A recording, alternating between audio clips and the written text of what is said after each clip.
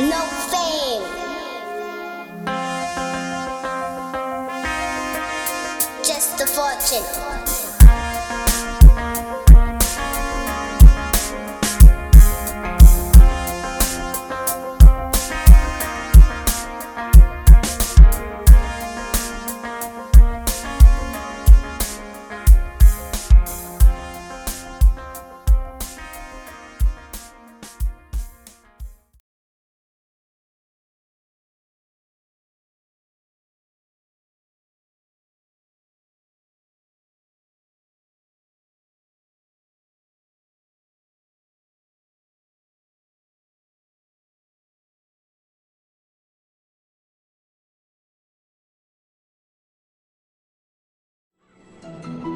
In the 1850s, Harriet Jacobs began to pen an autobiography she would call Incidents in the Life of a Slave Girl.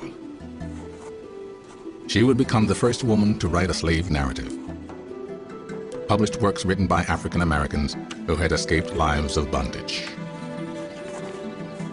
At a time when state laws in the South made it a crime to teach the enslaved reading and writing, Harriet would use her words to reveal the awful truth of American slavery.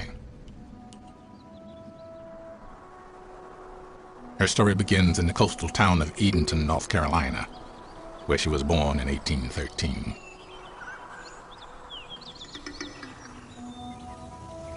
Harriet's first owner had ignored the law and taught her to read and write. After she died, Harriet was willed to the 3-year-old daughter of Dr. James Norcom. 12 years old, with light skin and dark eyes, Harriet became a house slave. She was to cook and clean and serve the wishes of the mistress and the master. Even the little child will learn that if God has bestowed beauty upon her, it will prove her greatest curse. Harriet Jacobs calls slavery a cage of obscene birds. Harriet says that no matter what the slave girl looks like, if she's dark, if she's light, if she's medium, if she's at all attractive, if she has beauty, it's a curse, because the master will be after her. Dr. Norcom was a man widely admired in the community. He took an unmistakable interest in his new house slave, a girl 40 years his junior.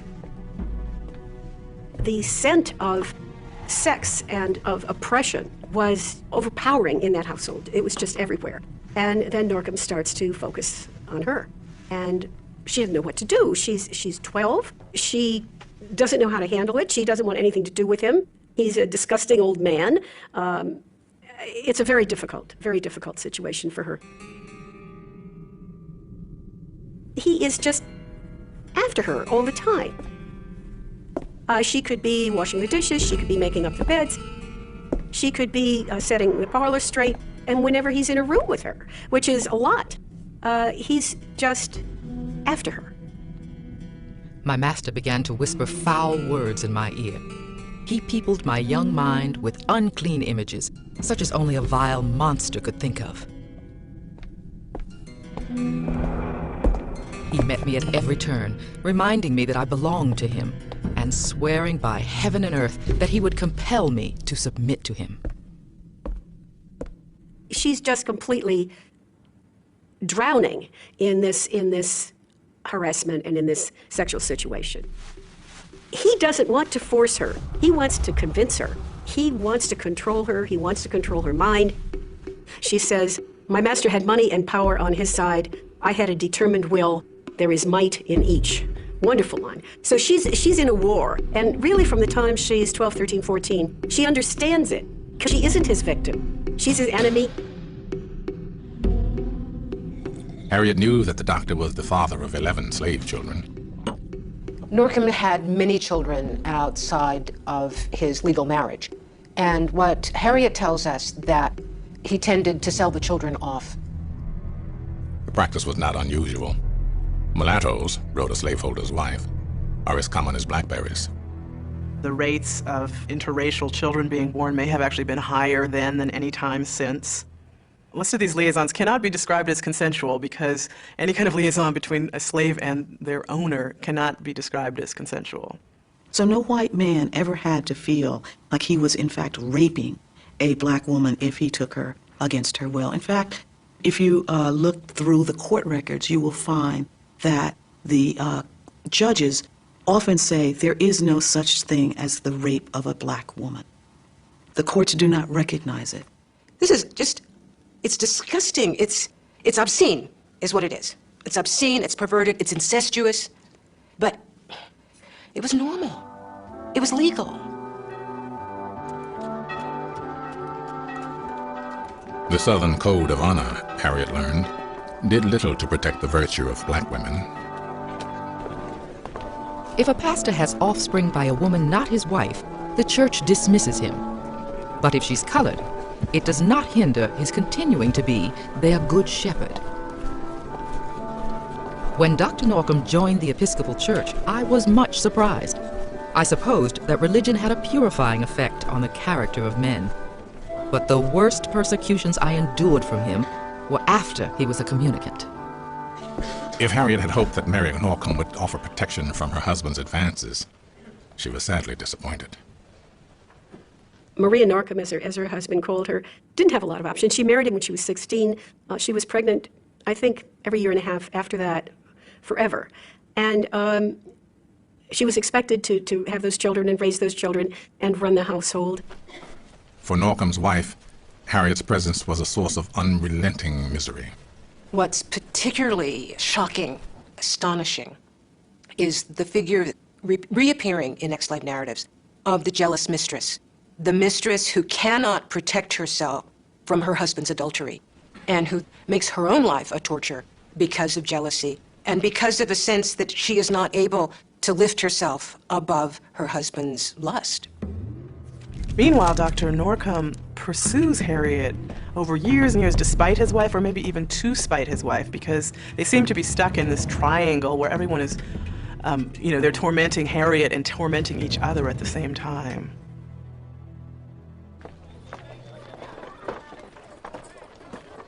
At 15, Harriet believed she had finally found her rescuer, Samuel Treadwell Sawyer. The 30-year-old lawyer was from one of North Carolina's most important families. He says that he's concerned about her. How does she feel? Imagine you're 15 years old and a charming young man, I mean, he's not so young, he's twice as old as she is actually, he's almost 30, comes and expresses concern. I am your friend, he says. You know where that goes. You know where that goes if you're 15 and you're white or black or brown or yellow or red and you feel you're in trouble. He was the safe haven. What was Harriet thinking when she agreed to take on a white lover? She's a teenager. That's the first thing we have to remember. She's a kid. Harriet was convinced that a man of such power and influence would be able to free her. It is a Hollywood dream more than a century before Hollywood. But it had happened to another young woman in the town, and she knew the story, and the whole town knew the story of Rose Cabarrus and how she had really managed to get her young master to fall in love with her. And he had in fact freed their children, and he had in fact freed her, and he had in fact even freed her mother. So there was a model for this wild alternative, and Harriet was a risk taker, and she took the risk.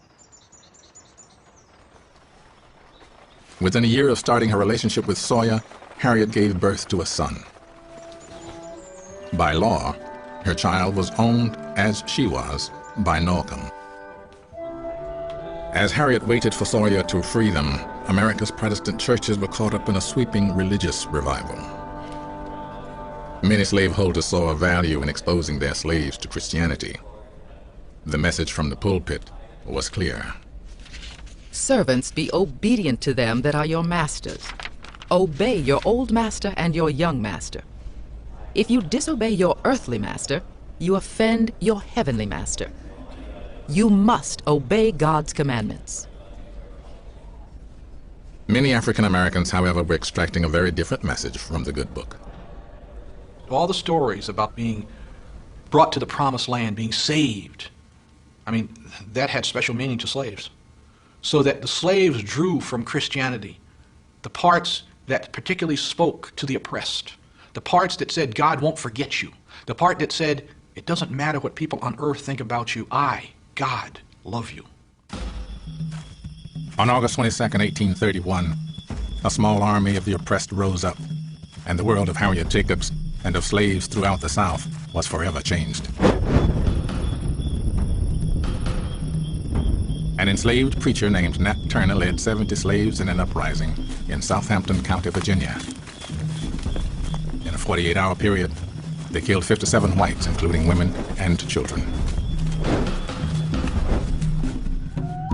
It is no accident that Nat Turner was a preacher.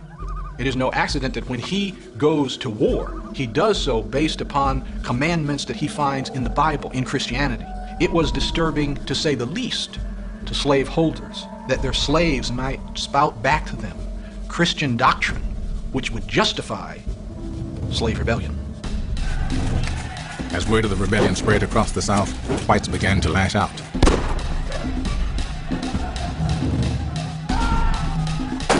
In Edenton, Harriet watched in terror as every person of color became a target. Groups of white men were rushing in every direction, wherever a colored face was to be found. Everywhere, men, women, and children were whipped till the blood stood in puddles at their feet. Mobs dragged along a number of colored people, each white man threatening instant death if they did not stop their shrieks. And so, after Nat Turner's rebellion, lots of slaves who had nothing at all to do with the rebellion suffered, sometimes were killed. Not because they were involved in the slave rebellion, but because white people were more afraid. And when they got more afraid, they got more violent, and they were more dangerous. They had to retaliate. They had to show that, in fact, no black rebellion would or could succeed. And so they struck back. They killed blacks in the countryside. They took and cut off their heads, and they put them on the roadside on stands as a sign to all blacks that they could not and should not rebel. The South remained on high alert. Patrols guarded roads and gathering places. Slaveholders fostered a martial atmosphere that embraced brutality as a necessity.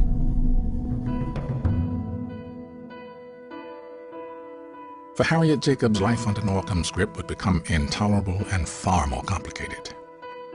At 19, she gave birth to another child by Sawyer, a daughter. Sawyer offered to buy the children.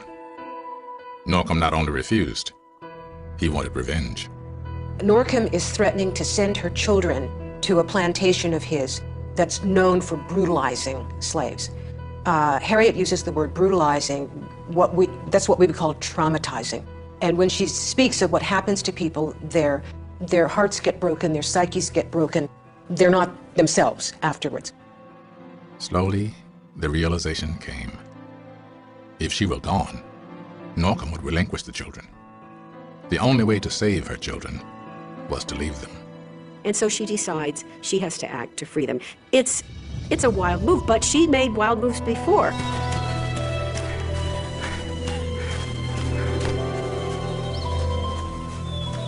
In 1835, Harriet fled into nearby swamps until her grandmother, a free woman living in Edenton, arranged for a more permanent hideout. Soon after, Harriet was secreted away in a tiny space beneath the roof of her grandmother's house. Harriet's world would now shrink to a space 9 feet long, 7 feet wide, and 3 feet high. If you take a very large library table and get under the library table, that's the kind of space that you're talking about. Rats and mice ran over my bed. I was restless for want of air. The atmosphere was so stifled that even mosquitoes would not condescend to buzz in it. I suffered for air even more than for light. She suffers from heat, she suffers from cold. From time to time, she can come down and walk around a little bit, but she's under house arrest, basically. She was literally a prisoner who made herself a prisoner, and I guess that's how she did it. She survived as prisoners do. Within weeks, Harriet learned that Sawyer had bought the children and was sending them to live at her grandmother's house. Still, Harriet continued to live a secret existence, just a floor apart from her children. The thing that holds her back is her devotion to her children. And that was, for a lot of slave women, the thing that kept them from running away. There were a great deal more male runaways, and the typical runaway was a young male who didn't have children. For slave women, they just didn't want to run away without their children. Days slipped into months, months into years.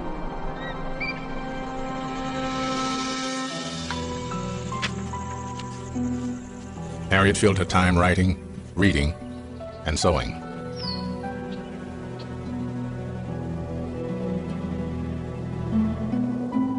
She describes some psychotic episodes. She talks about hearing voices, and she talks about seeing things, and she talks about passing out, and they have to bring her to. She bore a tiny hole through one of the walls. On occasion, she could catch a glimpse of her children playing nearby, comforting herself in the knowledge that she had freed them from Norcom's hold. Countless were the nights that I sat late at the little loophole, scarcely large enough to give me a glimpse of one twinkling star.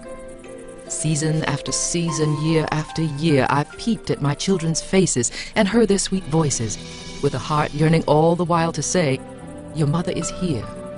I think that her psychic strength reflects that of all slave women, because slavery demanded a different kind of womanhood. It demanded that people be self-reliant. It demanded that they try to do everything that they could to protect themselves. But she has the strength and resilience that African-American women had to develop to survive slavery. The combination of the cotton gin and the Louisiana Purchase made the production of cotton unbelievably profitable. You know, the cotton gin increased the amount of cotton that a single slave could produce in a day by 50-fold. What it meant was that growing cotton was incredibly, incredibly profitable.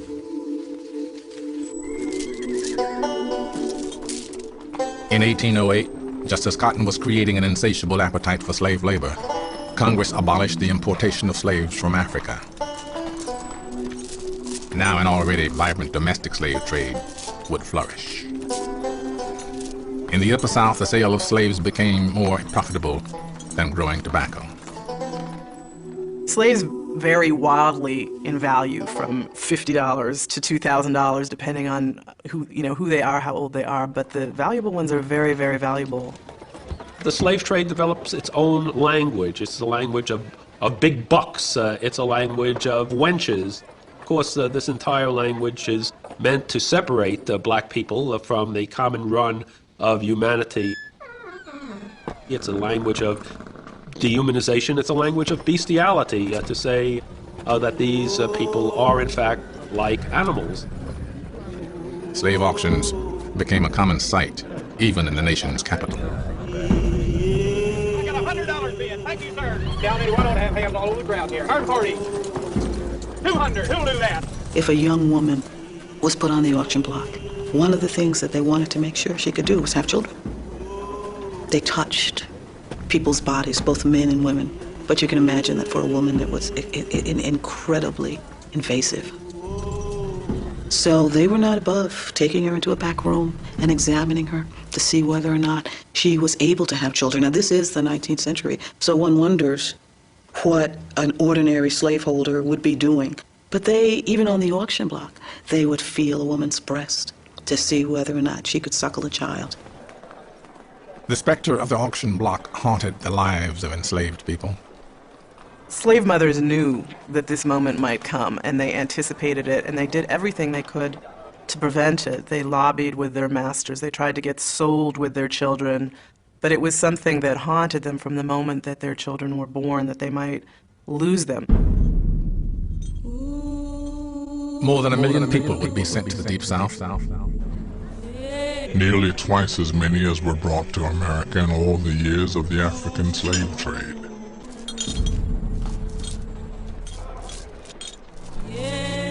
Many of the enslaved were compelled to march the entire distance, some as much as 1,000 miles. To one observer, the procession of chained slaves resembled nothing so much as a funeral march. And it took everything they had to keep going. And we also need to remember that some people didn't make it. Some people were depressed, some people were suicidal, some people were vengeful and violent with each other or toward animals or toward children. There was a lot of loss. There was a lot of loss. While slavery was expanding in the South, the northern states were abolishing it, staking their future on free labor. The nation was becoming two separate societies. The Missouri Compromise of 1820 was designed to maintain a balance of free and slave states. Yet, the cotton juggernaut would be unstoppable. Cotton becomes the key crop, the key cash producer in the life of the nation. For a period of time, there are more millionaires along a narrow band of land along the Mississippi River than in the entire rest of the nation combined. This is a terribly, terribly profitable crop that we're talking about. By 1840, the value of cotton exports was greater than everything else the nation exported to the world combined. And that made slaves the most valuable thing in the nation beside the land itself. As the price of slaves soared, slave traders began to roam the North, abducting free black people.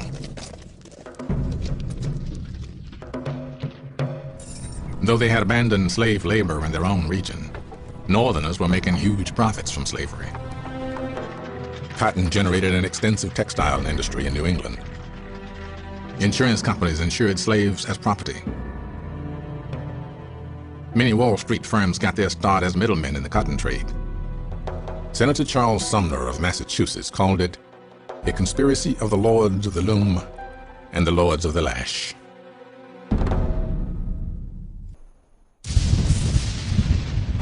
In 1842, Harriet Jacobs had lived in her cramped, dark space for almost 7 years. It appeared to me as if ages had rolled away since I entered upon that gloomy, monotonous existence. My friends feared I should become a cripple. Had it not been for the hope of serving my children, I should have been thankful to die. Dark thoughts passed through my mind as I lay there day after day. I tried to be grateful for my little cell, and even to love it as part of the price I had paid for the redemption of my children.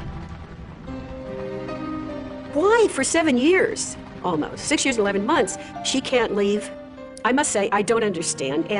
And researching her life, researching her autobiography, I didn't really, at the beginning, believe the 7 years. But in fact, we know when she went into hiding because we have Norcom's ad in the paper saying he's after his fugitive girl, Harriet, who absconded for no reason.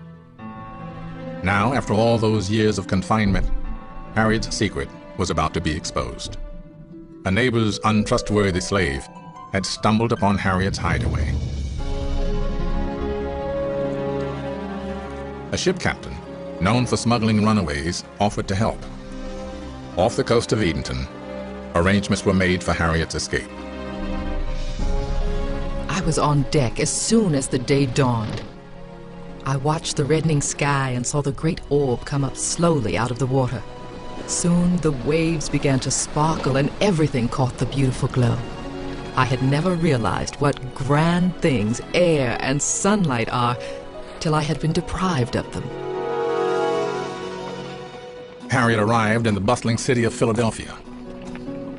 There she was met by members of the Underground Railroad, an anti-slavery network dedicated to helping runaway slaves. There were more than 500,000 free blacks in the North. Many of them, like Harriet, had left loved ones behind in the South. Harriet's hope was to find her brother, John, who had fled Edenton years earlier. She boarded a train to New York and got her first taste of racial attitudes in the North. We were stowed away in a large, rough car with windows on each side too high for us to look out without standing up. This was the first chill to my enthusiasm about the free states. What she encountered was a world very divided by race, in which black people were second or third class citizens, actually, in which black men could not vote, unlike white men. So it's a hierarchical, white supremacist world that she encounters in the North. When she found her brother, he was working as an anti-slavery speaker, on occasion sharing a podium with Frederick Douglass. Also a fugitive slave, Douglass was one of the most powerful voices for black freedom in the country. African Americans, together with white abolitionists, were building a growing anti-slavery movement. In 1849, Harriet moved to Rochester, New York, a hub of abolitionist activity. She follows her brother west to Rochester, and there she meets the most militant group of women on the North American continent. She meets the women who have just, in 1848, had the first convention of women's rights at Seneca Falls. And she becomes a very close friend of the Quaker feminist abolitionist Amy Post. And it's to Amy Post that Harriet finally tells her story. And a few years later, Amy convinces Harriet to write her story as a contribution to the movement. America would have ignored the contradiction of a freedom-loving nation tolerating slavery if they could have.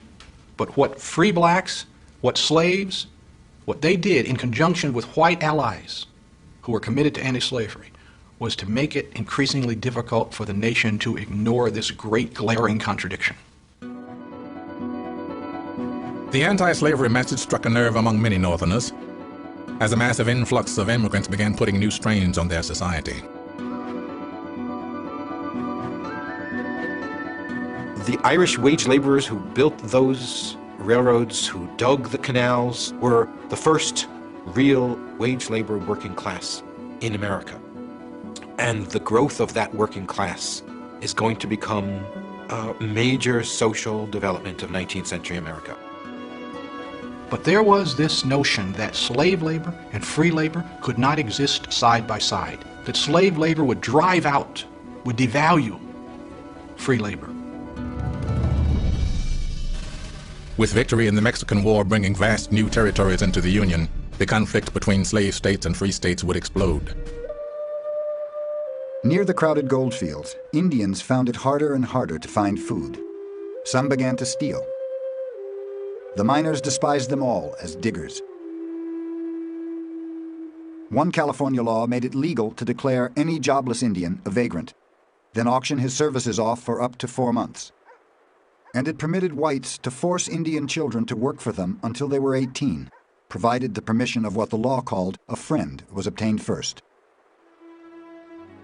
Whites hunted down adult Indians in the mountains, kidnapped their children, and sold them as apprentices for as little as $50.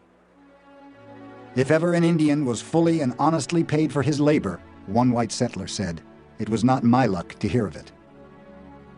Indians could not complain in court because by another California statute, no Indian or black or mulatto person was permitted to give evidence in favor of or against a white person.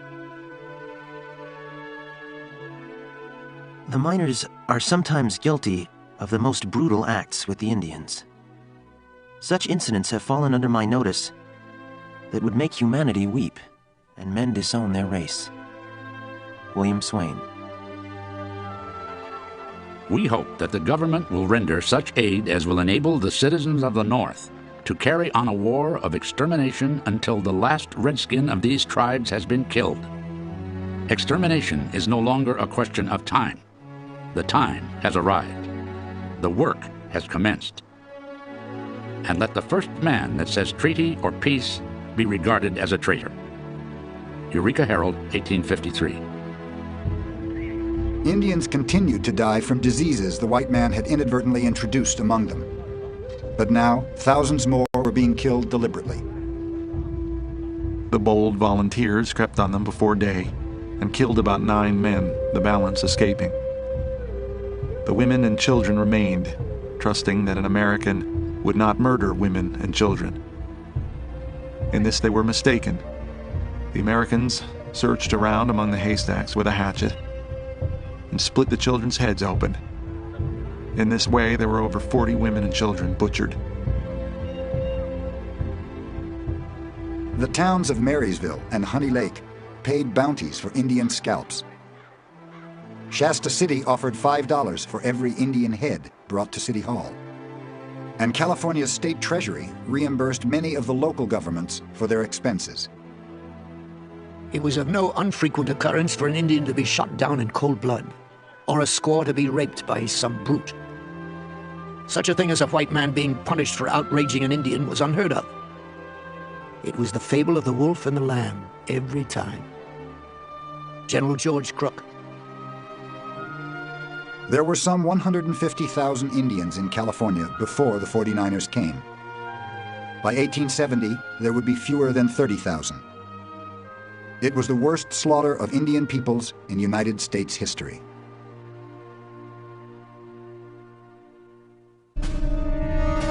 The South wanted room to grow. The North saw a promised land for free labor. As violent confrontation loomed in the West, Congress devised the Compromise of 1850. California would be admitted as a free state, and in return, the South would get the most severe fugitive slave law in the nation's history. The Fugitive Slave Law of 1850, you have to understand what this law said. It said that a person could be accused of being a fugitive slave, and that person would have no right of self-defense, no right to speak on his or her own behalf, no right to a lawyer, no right to a jury trial. Think about it. The law was a resounding defeat for abolitionists. Local officials would receive the hefty sum of $10 for every African American handed over to slave catchers.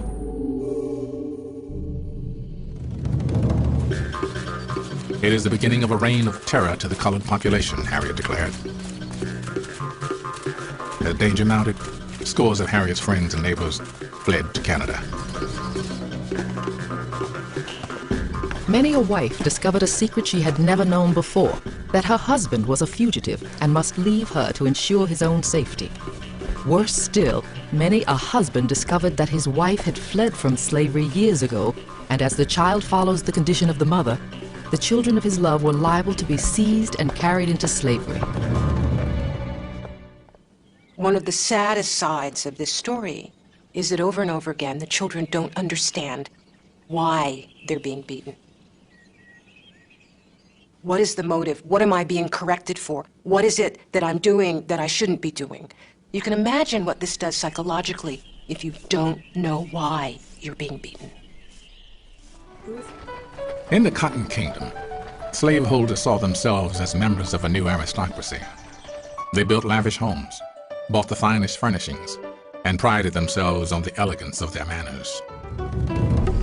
Their leisure was purchased by the back-breaking labor of others. At harvest time, young Lewis was sent to the fields. The daily task of each able-bodied slave during the cotton-picking season was 250 pounds or more, and all those who did not come up to the required amount would get a whipping. Enslaved people labored from sunup to sundown, and when the moon was full, they continued into the night. Children as young as 9 picked cotton. And now we have to start thinking about people as slaveholders thought about people, and that is as machines. You have to keep your machines working at top speed for as long as possible. Having made their fortunes in the Deep South, planters turned their attention to gaining political power, becoming governors, congressmen, senators, and presidents. Cotton and the slave labor force which made the production of cotton possible was incredibly powerful economically. And in the 19th century, as in the 21st century, economic power translated into political power. In the 72 years between the election of George Washington and the election of Abraham Lincoln, 50 of those years sees a slave holder in the White House. It is they who write the laws. It is they who adjudicate those laws. It is they who enforce those laws. The United States is truly a slaveholding republic. Nearly 250 years after Africans were first landed on America's shores, the Supreme Court of the United States would proclaim that blacks, by virtue of their race, were not persons before the law.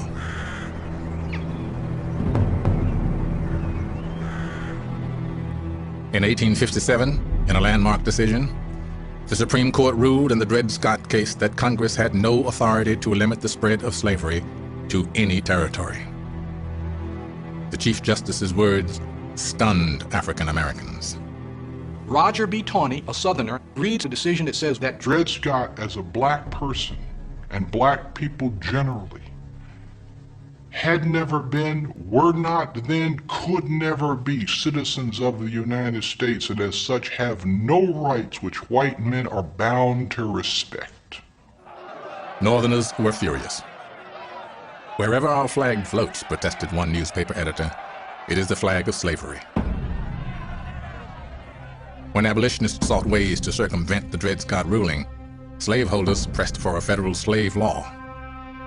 This is astounding. By the late 1850s, the Southerners are demanding that the federal government pass a slave code for all the territories that it acquired in the West. And obviously, Northerners aren't about to accept this kind of thing.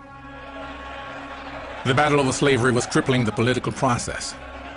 On a bright spring morning, Congressman Preston Brooks from South Carolina entered the Senate chamber and beat Senator Charles Sumner, the fiery abolitionist, into unconsciousness.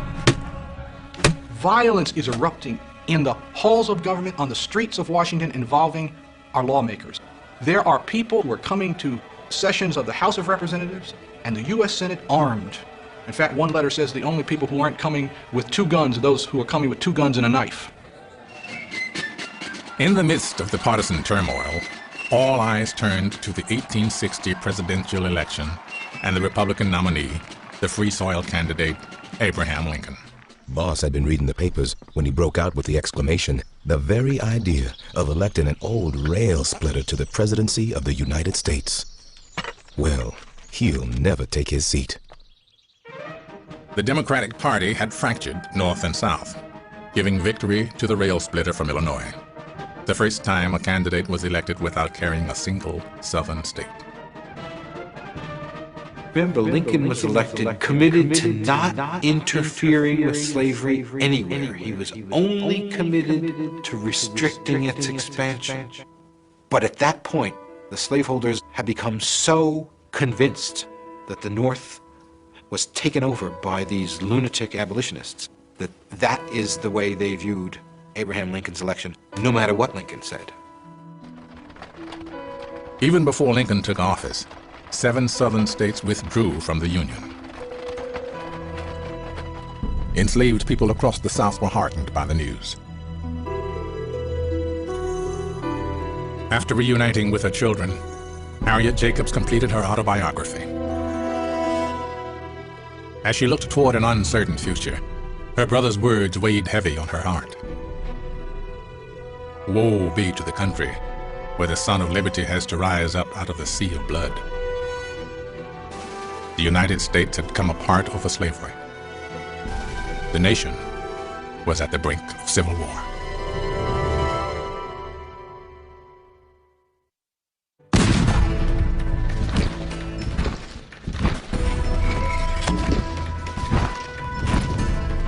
The Civil War broke out.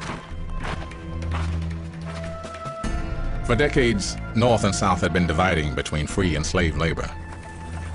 In 1860, as the country expanded into the West, Southerners wanted the new Western territories to be slave states. But most Northerners saw these new territories as places for free white men to work their own small farms.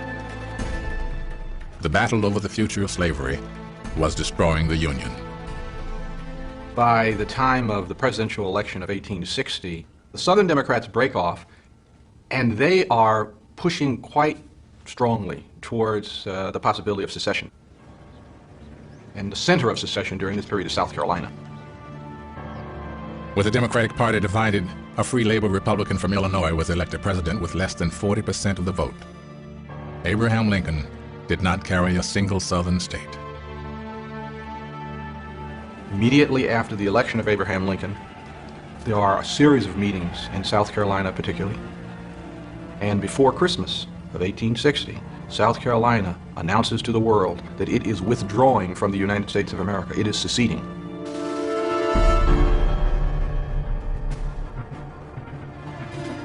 Less than a month after Lincoln took office, Fort Sumter fell to the Confederates.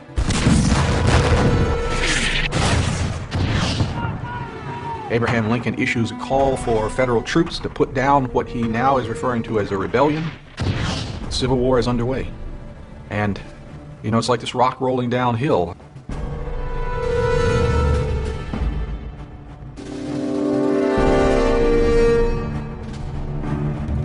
In late 1861, the Union regained control of some of the sea islands that stretched along the South Carolina coast.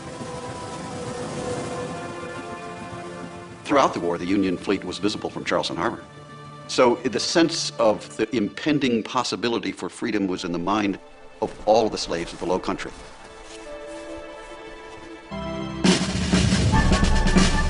Robert Small's capture of the planter was a sensation.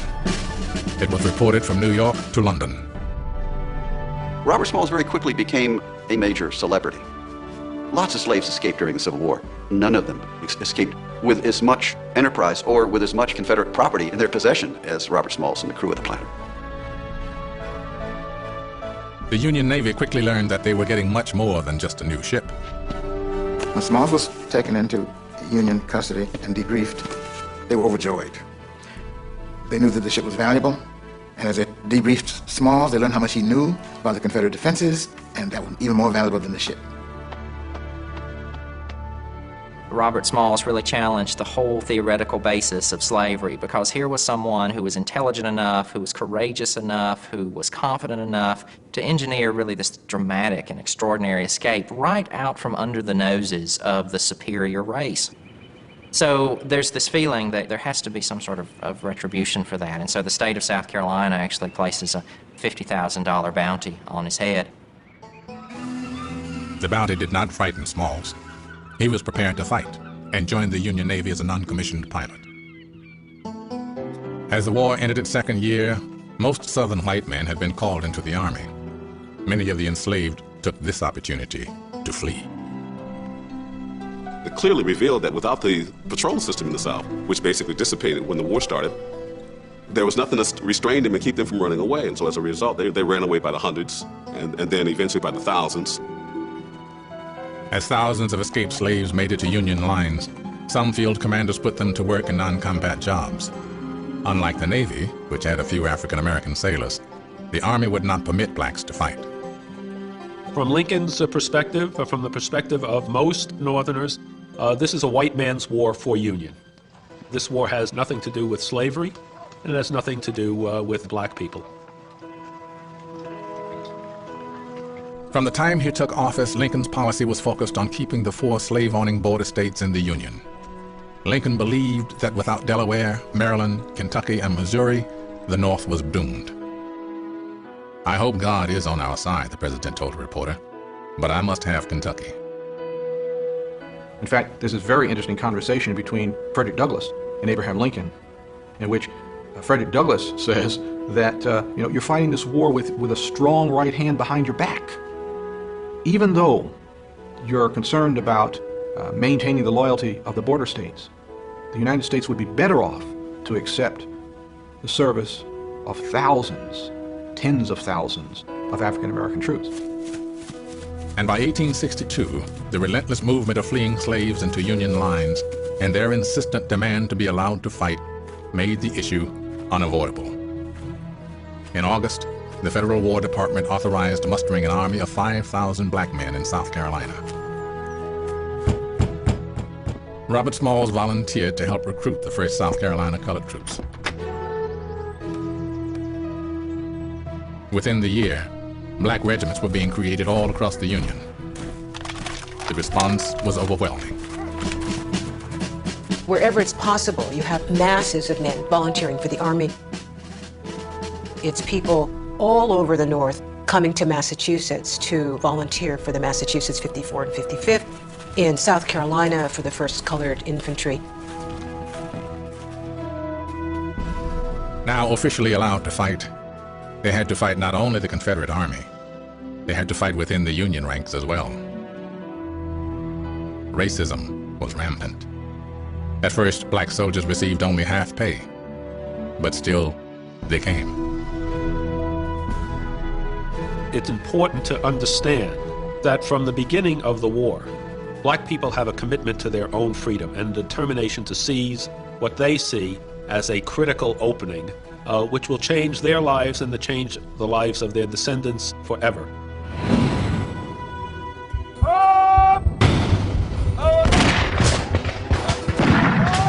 The influx of new soldiers was having an impact, but Lincoln wanted to choke the Southern resistance. Despite opposition within the Republican Party, Lincoln issued the Emancipation Proclamation on January 1st, 1863. It sent shockwaves through the South. Although the proclamation only freed slaves in the rebel states that were beyond the control of the Union Army, to African Americans, it meant freedom was on the horizon. Those enslaved people who heard about the proclamation, because oftentimes they placed the broadest possible interpretation on it. And even if the literal words did not apply to them because of geographical limitations, they applied the proclamation to themselves. A proclamation was issued by the President. All over the South, African Americans took up the cause of freedom. The following, to wit, that on the first day of January, AD 1863, all persons held as slaves within any state. Even soldiers who had already freed themselves by making it to the Union lines gathered to hear the words read aloud. Shall be then, thenceforward, and forever free. And the executive government. The call for freedom had been sounded.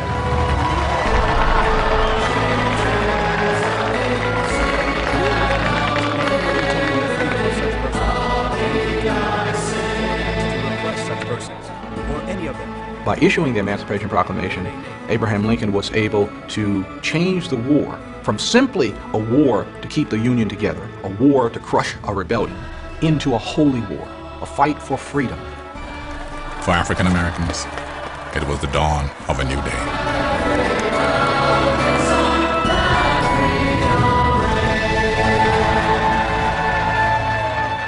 But the war was far from over.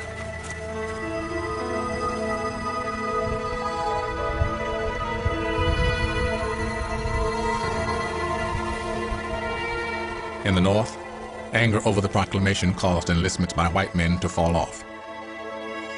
The federal government responded with an unpopular draft. As the 1864 election neared, Lincoln feared defeat because of the proclamation. But Union victories in Virginia and the capture of Atlanta transformed the national mood. The president won with 55% of the vote. Then on April 9, 1865, with his army down to less than 8,000 men, Confederate General Robert E. Lee surrendered. The war was almost over.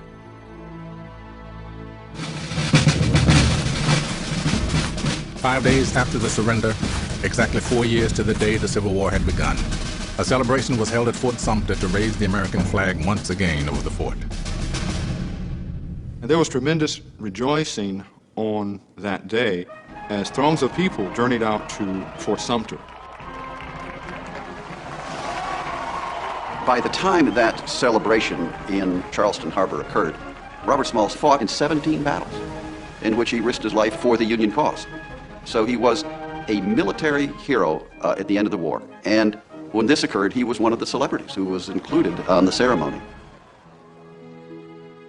This celebration was terribly consequential because what it did was confirm that the war was over with and that this was a new day in South Carolina and a new day throughout the length and breadth of the South.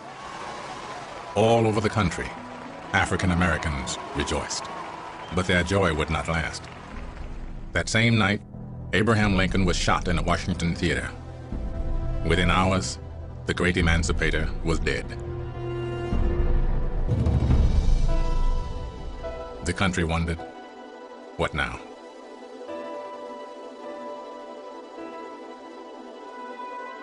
Lincoln hadn't finalized his plans to reintegrate the Union, but with the South in shambles, the region needed reconstruction. Every level of society had to be rebuilt. Now free, African Americans were faced with many challenges, but their greatest challenge was freedom itself. African Americans, although greatly desirous of freedom, were not really sure what exactly would be entailed by that concept.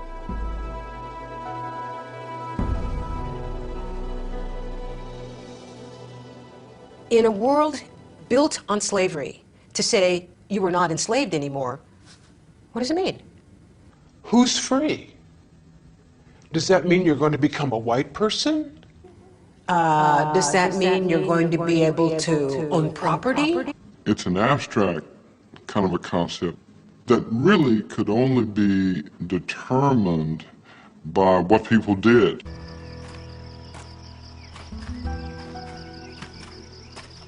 If you read accounts of life in the South in the immediate aftermath of the war, what you will read over and over again is about large numbers of African Americans who are traveling the roads. It's very interesting because the former slaveholders say that these people are just wandering around aimlessly. They weren't wandering around aimlessly. They were looking for friends and relatives that had been sold away.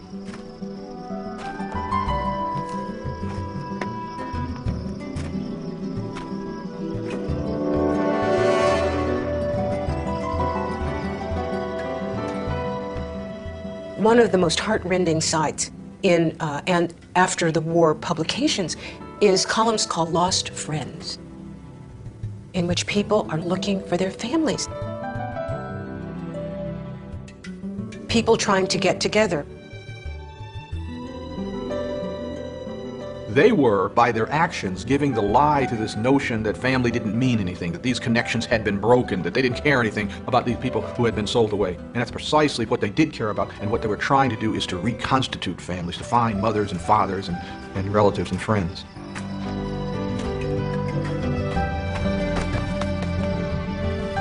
All over the South, African Americans set out to become part of the new society. With the help of the Federal Freedmen's Bureau, churches in the North and South, and individuals, worked together to open schools for the newly freed slaves.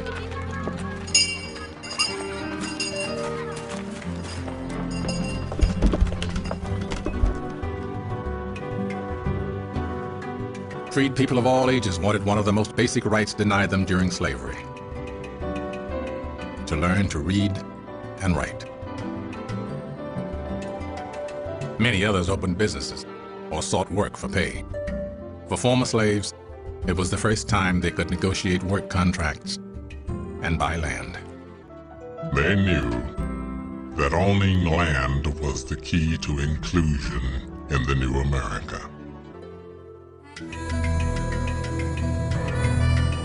Still others turned their attention to becoming part of the new political system. But the new president was a Southern Democrat named Andrew Johnson. In the first weeks after he takes office, he sets about providing almost wholesale pardons for many of those who have been the major leaders of the Confederacy. The former Confederates had only one major requirement before being readmitted to the Union. They had to accept the 13th Amendment abolishing slavery, and all would be forgiven. Republicans in Congress were outraged.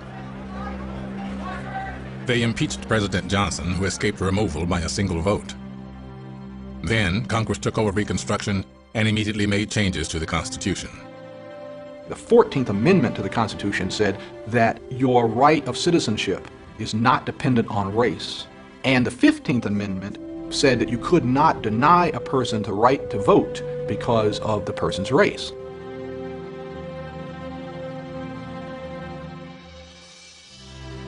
By the time you get to the spring of 1867, African Americans have a new sense of government, a new sense of what government means. After all, it was government that would in fact take the steps to incorporate African American men into the body politic. With the ability to vote and enter politics, many African Americans who had fled the South returned home. At the end of the war, Smalls came back to Beaufort, where he purchased a house where he'd grown up as a slave. His mother had worked as a slave.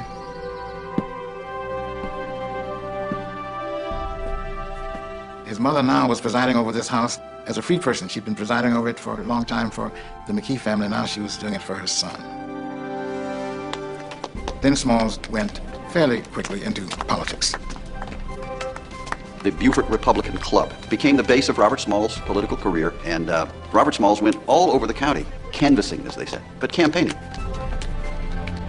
He proved himself to be a very clever orator, great at repartee and dramatic in his oratory, and often aggressive and colorful and all those things.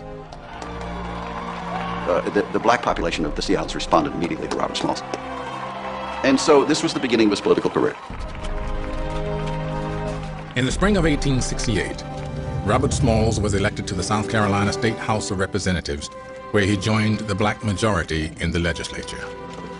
It was the only state in the Union to be dominated politically by African Americans. South Carolina, where the Civil War had begun, would become a major proving ground for Reconstruction.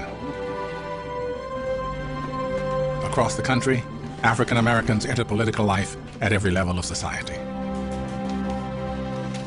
If you make this comparison between 1860, when 90% of black people were slaves, and 1868, 1870, when you've got African Americans who are in state legislatures, they are black mayors and police chiefs, there are blacks in the U.S. Senate, in the U.S. House of Representatives. They are literally revolutionizing American politics. Although their overall numbers were small, their mere presence was too much for the old Southern establishment.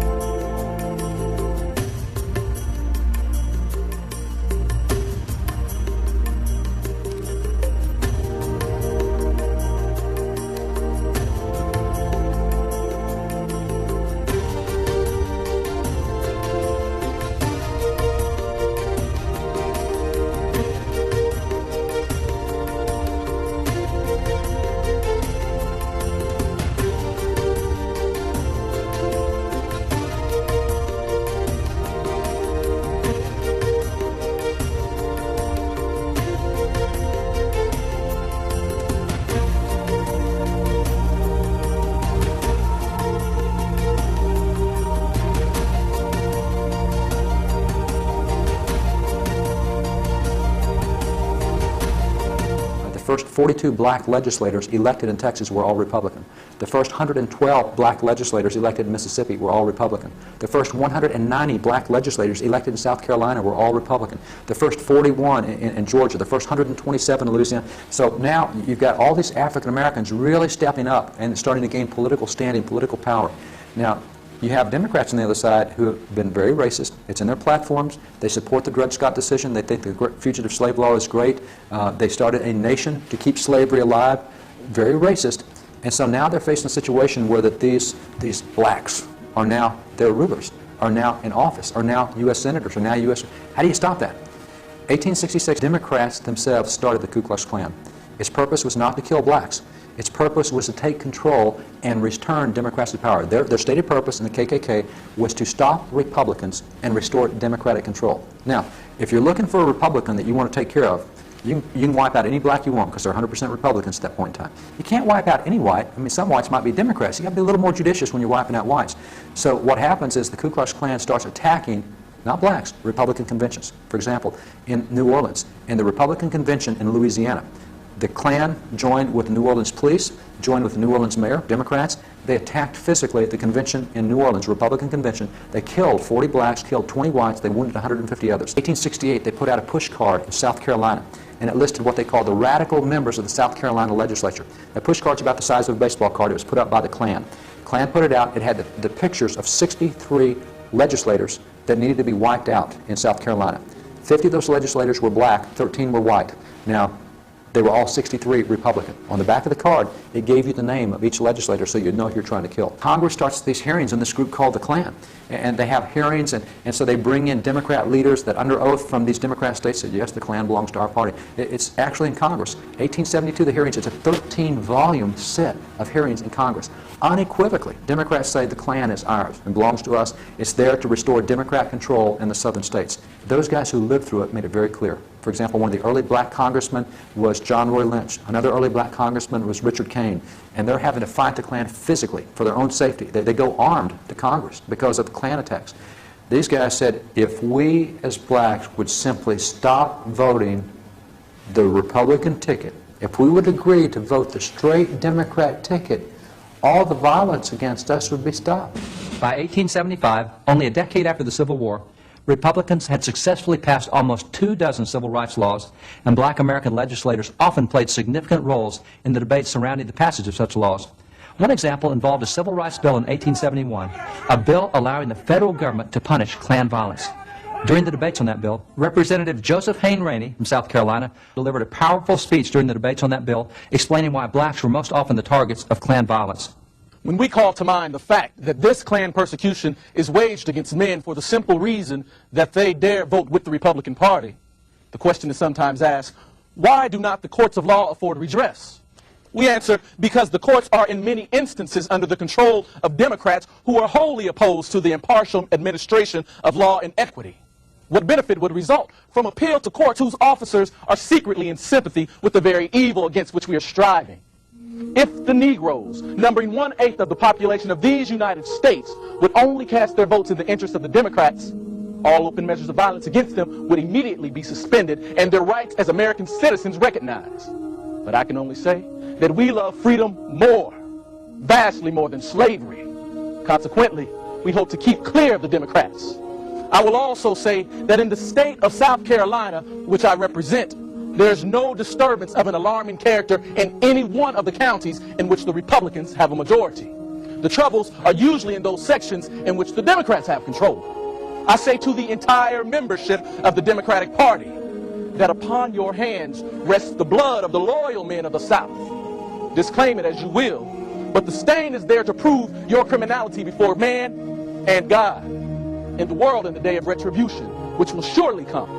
I pity the man or party of men who would seek to ride into power over the dead body of a legitimate opponent.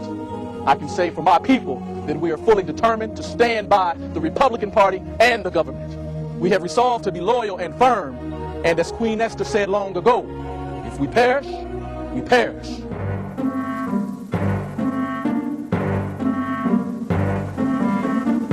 The Reconstruction of the South got off to a good start.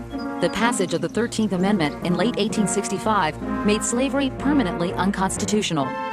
The Freedmen's Bureau, begun back under Abraham Lincoln, now distributed food, clothing, and shelter to black people all across the South.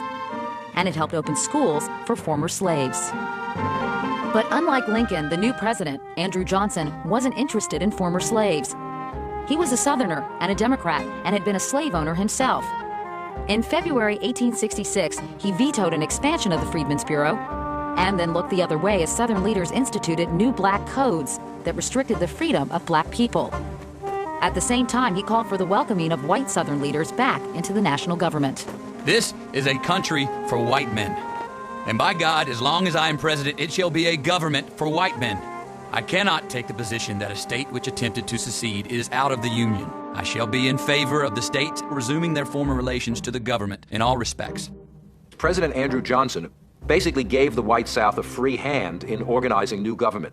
Didn't give blacks any rights and said, okay, Southern whites can form new governments. And these new governments passed these black codes to regulate the freedom of the former slaves. And basically they tried to put them in a condition as close to slavery as possible, using the law to force blacks to go back to work on the plantations. They didn't have civil rights. They couldn't go to court. They couldn't testify. They couldn't vote. The black codes try to make the status of the former slaves that of dependent plantation laborers under the control of the white population. Encouraged by President Johnson's strong support, Southern whites began reinstating many of their old leaders, electing former high-ranking Confederate officers to the U.S. House and Senate. An outraged Congress, where Republicans outnumbered Democrats by almost 4-1, refused to seat them. Instead, they passed the Civil Rights Bill of 1866, effectively nullifying the black codes. On March 27th, President Andrew Johnson vetoed the bill. I am right. I know I am right. And I am damned if I do not adhere to it. The only way a vetoed bill can become a law is if 2/3 of Congress overrides the veto. In April 1866, 2/3 did. It was the first time in American history that an important piece of legislation was passed over a president's veto. Carl Schurz was a Republican activist. The first gun of the war between the president and Congress was fired. It declared that the reconstruction of the late rebel states was the business not of the president alone, but of Congress.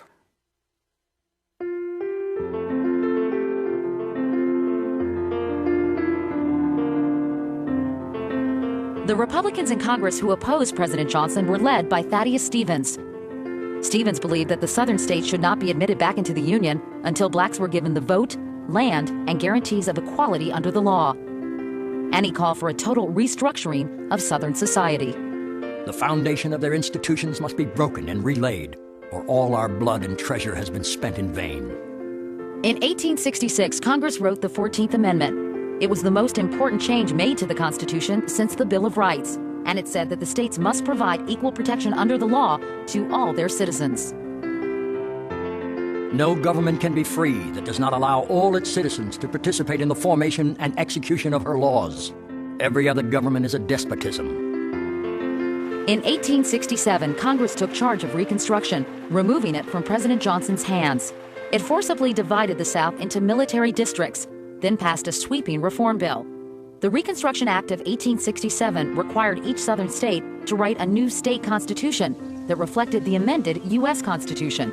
And it said that while many former Confederate leaders could not vote, all black men could. The act was widely embraced, as Harper's Weekly reported. Though the president sees in it the destruction of the Constitution and the end of civil liberty, the loyal American people see in it the salvation of the Constitution and the beginning of civil liberty. That is the meaning of the Reconstruction Act. For the first time in American history, blacks were now elected to political office. 16 African Americans were elected to Congress, representing almost every state of the former Confederacy. And in Mississippi, Hiram Revels became one of 2 black U.S. senators, taking the seat of the former Confederate President, Jefferson Davis. The day he was sworn in, the Senate galleries were packed, as a Philadelphia newspaper noted. Never since the birth of the Republic has such an audience been assembled under one single roof. It embraces the greatest and the least American citizens. As Hiram Revels walked down the aisle, everyone stood. Then slowly but steadily, people began to cheer.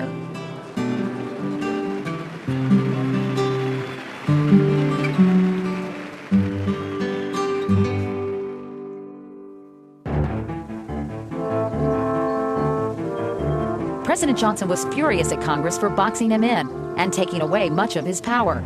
By now, his opponents were calling him the dead dog of the White House. Within a period of less than a year, Congress has attempted to strip the executive department of its essential power. I have been abused. I have been slandered. I have been maligned. Johnson especially opposed Congress's Reconstruction Act, as Charles Nordoff of the Evening Post sarcastically editorialized. He expressed the most bitter hatred of the measure in all its parts, declaring that the white people of the South, poor, quiet, unoffending, harmless, were to be trodden underfoot to protect a pig-headed man with only one idea, a bitter opposition to universal suffrage. In 1867, disgusted with Johnson's attitudes, the Republicans in Congress decided to get rid of him. For 2 months, the House of Representatives debated. Finally, House members voted to impeach Andrew Johnson. Impeachment of me for violating the Constitution? Damn them! Have I not been struggling ever since I have been in this chair to uphold the Constitution, which they trample underfoot? Now the matter went to the Senate. Only they could try a president. Thaddeus Stevens was one of those who presented Congress's case. I accuse him in the name of the House of Representatives of having perpetrated a foul offense against his country. He has sought to convert a land of freedom into a land of slaves. This people have put the chief of traitors on trial and now demand judgment of his misconduct. If President Johnson were convicted of high crimes and misdemeanors, he would be thrown out of office. On Saturday, May 16th, the vote began. As expected, all the Democrats voted not guilty. Republican after Republican voted guilty. But behind the scenes, Johnson had been making deals with several Republican senators in return for the promise not to vote for impeachment. The final tally was 35-19, just one vote short of the total needed for conviction. President Johnson would remain in office.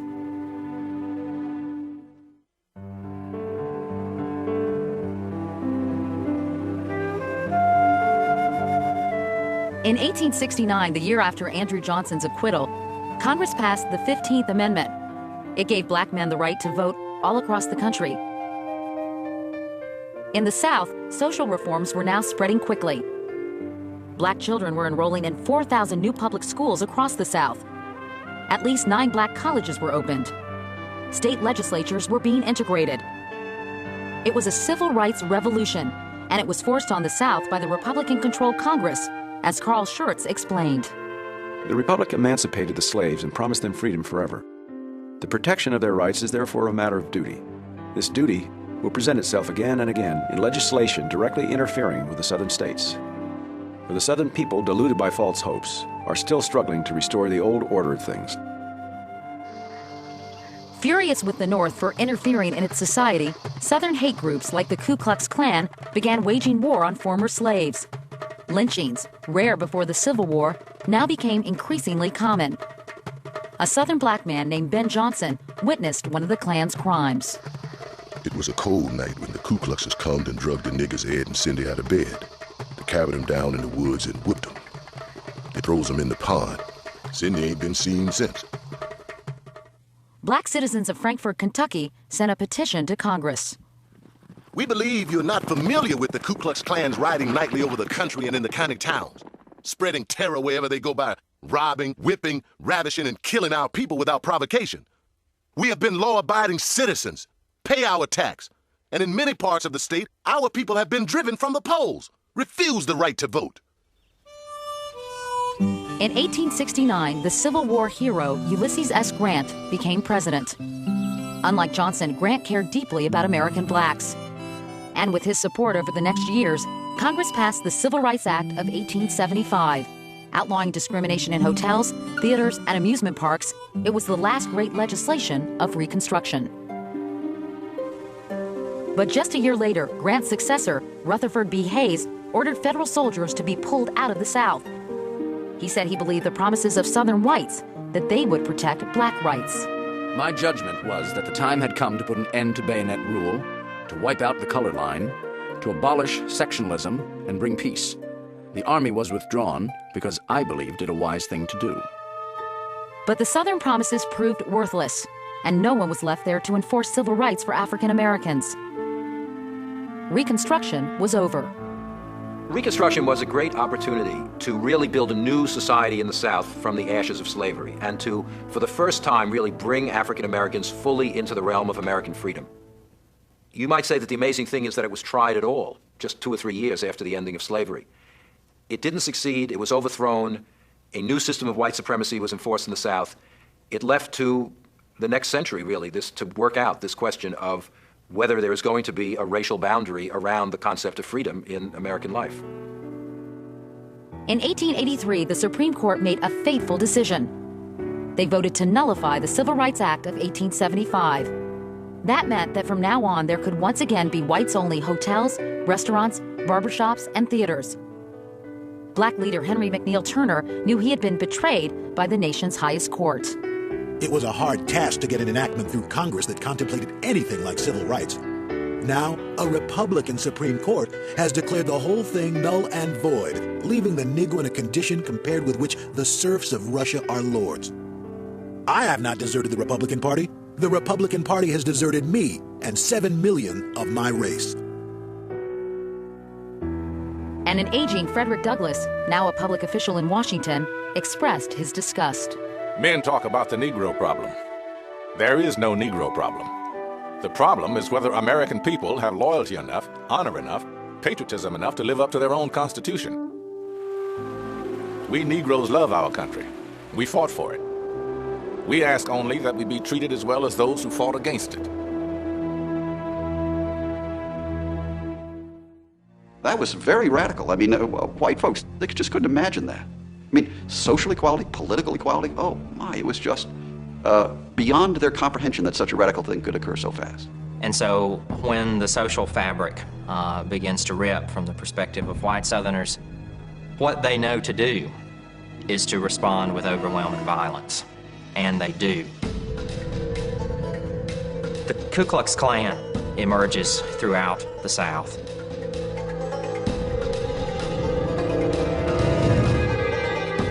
They do unspeakable things. They do the things that you would think of terrorists doing. They blow things up, they kill people, they do all kinds of other things that you would normally associate with political terrorism. These are very dangerous times. These white terrorists, really, because that's what they would properly be called, were committed to stopping at nothing, to eliminating the black body politic. No Republican was immune, black or white. And the thousands of federal troops stationed in the South were not enough to stop the violence. In South Carolina, State Representative Robert Brown Elliott spearheaded hearings to investigate Klan activities. Elliott's success in getting some of the Klan to confess to their tactics convinced him that he could do something about the intimidation. He once said, "We have suffered much and may suffer more. Let us not be driven from our position by any threats." In November 1870, Elliott was elected to the U.S. Congress. He took his crusade against the Klan with him. Elliott wants to convince the federal government that more work needs to be done to protect the rights of citizens. And he particularly wanted to catch the ear of President Ulysses Grant. But Grant's only major Reconstruction plan was an attempt to annex the Caribbean island of Santo Domingo in the hopes that African Americans would want to relocate there. Despite Grant's plan, Elliott, along with other Republican leaders, continued lobbying the president. In April of 1871, their efforts paid off. Grant signed the Ku Klux Klan Act, aimed at giving the federal courts the power to jail the Klan's leaders. In October, Grant declared martial law in 9 South Carolina counties due to the condition of lawlessness. It would be the only time the military power of the act would be used. By 1874, when Robert Smalls was elected to Congress, the Klan Act had been effective, but now there was a new problem. Groups called rifle clubs had taken their place. In South Carolina, the Red Shirts Rifle Club became notorious. The Red Shirts essentially were the Confederate Army recidivists. The command structure of the Red Shirt regiments preserved the command structure of actual Confederate regiments. These were Confederate veterans who were now under, in many cases, the very same officers that they had served under during the American Civil War. And so the organization of the Red Shirts was really a way to bring resistance out into the open. In 1876, just 8 years after the first interracial elections, violence against Southern Republicans was out of control. Smalls took to the floor of Congress to urge his fellow congressmen to keep the pressure on the South. He told them about a letter he had received, testifying to the level of violence. The letter began, "These were facts which I vouch for entirely, and are not distorted in any degree. It's a plain, unvarnished narration of painful and horrible truths." On July 4th, 1876, a local plantation owner drove his buggy down a public road in Hamburg, South Carolina, where a black militia troop was drilling.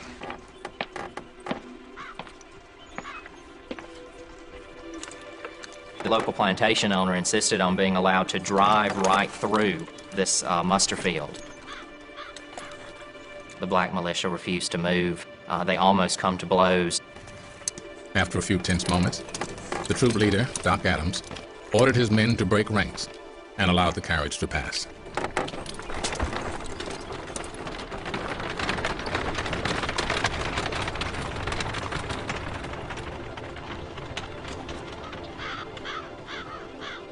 All along, whites in that area had been waiting for a kind of a provocation that they could use to rally their forces. And so, local Democratic leaders rally white Democrats in that area, and when the local black militia found out what was happening, they held up in a building, and the whites began to lay siege to that building.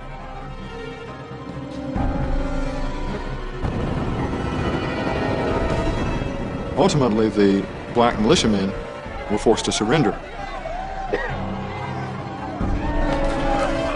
When they surrender, particular members of Doc Adams' militia are picked out.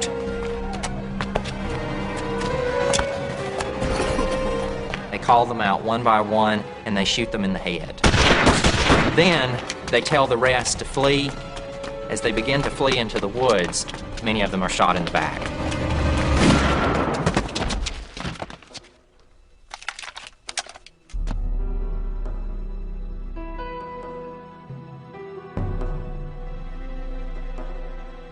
That was a turning point, because not only did it scare African Americans, but it showed white Democrats that this was the moment, this was the trajectory you could take if you really wanted to turn the clock back on Reconstruction.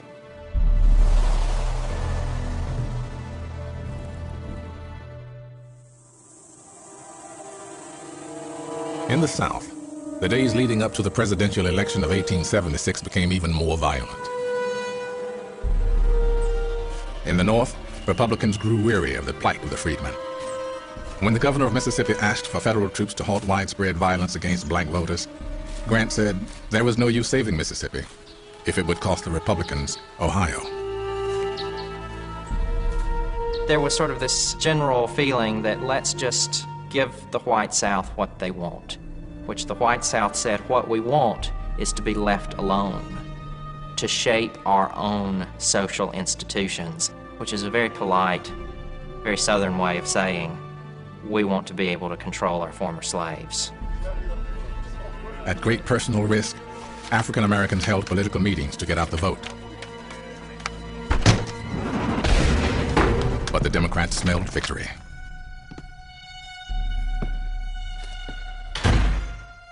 On November 7th, 1876, everyone who dared went to the polls. The day after the election, there were accusations of vote tampering in 3 southern states: Florida, Louisiana, and South Carolina. In fact, there's 2 returns come from all 3 of these states. One set of returns say that the Democrats had won the election. Another set says that the Republicans had won the election. And this, of course, leads to an impasse in Congress, and they decide then to appoint a commission. As the commission argued whether the Republican Rutherford B. Hayes or the Democrat Samuel L. Tilden should become president, the March 4th inauguration deadline loomed. Robert Small spoke about the continued violence against Republicans in his state. The Democratic Party pursued a policy calculated to drive from the state every white man who would refuse to join them, and their attempts to deprive the Negro of the rights guaranteed him by the Constitution of the United States. The debate dragged on. The struggle for freedom was in jeopardy. And hence the basis of a bargain which will allow Rutherford B. Hayes to assume the presidency.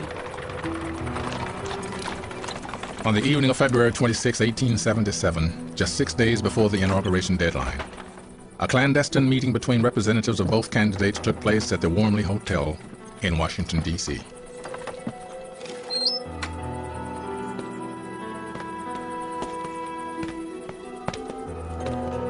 They've sort of come to an agreement that we're no longer concerned about the rights of African Americans as voters. and to put the Negro question on the back burner and not worry about it anymore. And they literally turned African Americans over to the South.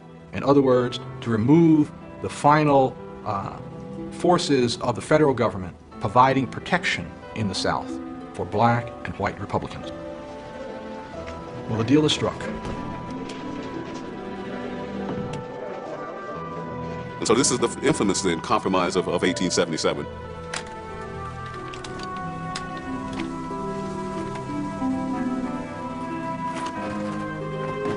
The message that goes out to African Americans was that the destiny of African Americans was not at all connected to the destiny of the nation. And this is a very different situation than the situation which developed during the Civil War. Because one of the things that we understand and understand very clearly is that when the Emancipation Proclamation was issued by President Lincoln, Lincoln was saying that the destiny of African Americans was linked directly to the destiny of the nation. We would rise or fall together.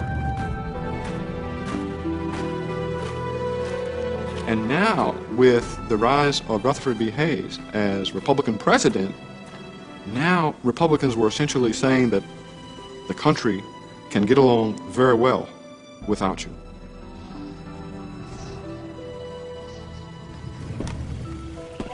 After the Compromise of 1877, African Americans found themselves increasingly forced out of politics. Across the South, black Republicans were simply removed from their posts.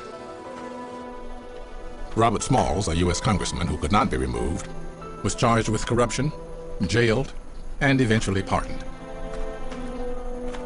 They did to Robert Smalls what they did to a lot of prominent black politicians at that time. And those charges haunted Robert Smalls for the rest of his life. But Robert Smalls was a very brave man, not just stealing the planter, but his whole fighting in 17 battles in the Civil War. He wasn't afraid of gunfire. He wasn't afraid of standing up to people who were armed when he was not. He had immense personal courage. Robert Smalls never gave in. To the disdain of the Democrats, he continued to run and be re-elected from his predominantly black district for 9 more years. His leadership would give hope to his people in the years of uncertainty to come.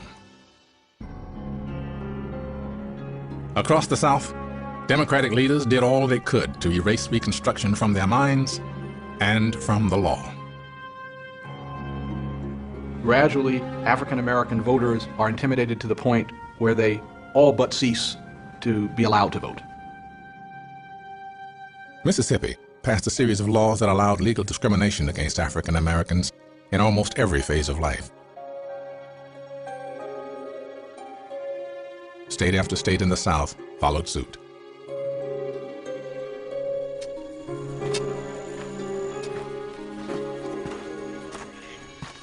As the old slave system was turned into a new system of servitude, many African Americans stayed to fight on the soil they had always called home. Others took their fate into their own hands and joined the movement west.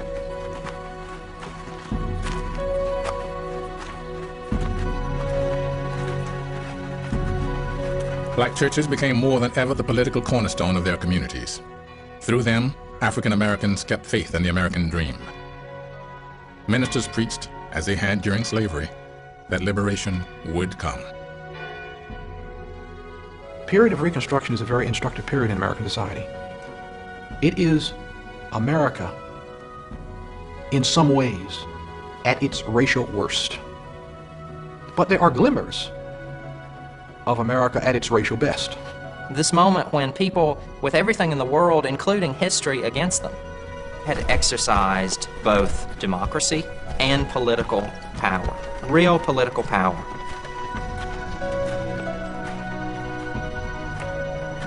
Their attempt at the first interracial democracy was stalled, but the groundwork had been laid. Although it would be almost 100 years until the Second Reconstruction, their struggle would not be in vain. Out of Reconstruction come the basic tools that allow the modern civil rights movement to establish important victories in the 1960s. Without the 14th Amendment, without the 15th Amendment, the civil rights movement would have had very little foundation upon which to build. So that Reconstruction really does have an important impact on all of the generations that follow. it would be too simple to say that Reconstruction was a total failure. It wasn't a total failure. There was a period of time when America provided a ray of hope. As